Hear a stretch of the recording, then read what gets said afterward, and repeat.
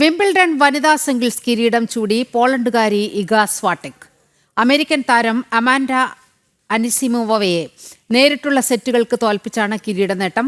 Score 6-0, 6-0. ഇതാദ്യമായാണ് Iga Wimbledon ചാമ്പ്യനാകുന്നത്. വിവരങ്ങളുമായി കൃഷ്ണരാജ് ചേരുന്നു. കൃഷ്ണരാജ്, വിംബിൾഡൺ കിരീടത്തിൽ മുത്തമിട്ടിരിക്കുകയാണ് ഇഗ. ചരിത്ര വിജയമാണ് ഇഗ നേടിയിരിക്കുന്നത്. അനായാസ വിജയം കൈവരിച്ചിരിക്കുന്നു. വിവരങ്ങൾ. നിലിമ, പോളണ്ടുകാരിയായ ഇഗ സ്വിയാടെക് അനായാസം കിരീടമുയർത്തുന്ന കാഴ്ചയാണ് കണ്ടത്. കേവലം 57 മിനിറ്റ് കൊണ്ട് മത്സരം അവസാനിപ്പിക്കുകയായിരുന്നു. എതിരാളിയായ അമേരിക്കയുടെ അമാൻഡ അനിസിമോവയ്ക്ക് ഒരു ഗെയിം പോലും നേടാനായില്ല എന്നതാണ് എടുത്തു പറയേണ്ടത്. അതൊരു ചരിത്രമാണ്. 6-0, 6-0 എന്ന നിലയ്ക്ക് എതിരാളിയെ നിഷ്പ്രഭയാക്കിക്കൊണ്ട് കിരീടം ചൂടുമ്പോൾ ഇഗ മറ്റൊരു ചരിത്രം കുറിക്കുകയാണ്. അതായത് 1911 ശേഷം ഇന്ന് വരെ വിംബിൾഡണിൽ 6-0, 6-0 എന്ന നിലയ്ക്ക് ഒരാളും കിരീടം ഉയർത്തിയിട്ടില്ല.